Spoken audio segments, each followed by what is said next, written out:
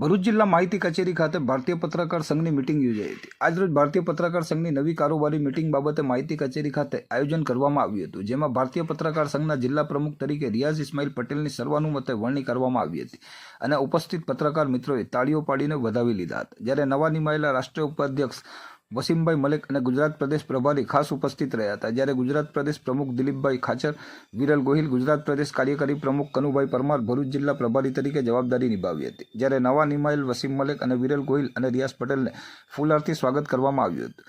નવા રાષ્ટ્રીય અધ્યક્ષ એવા વસીમ મલેકે પત્રકારોને માર્ગદર્શન આપ્યું હતું, જેમાં તેઓએ અગત્યની જાણકારી અને માર્ગદર્શન આપેલ હતું।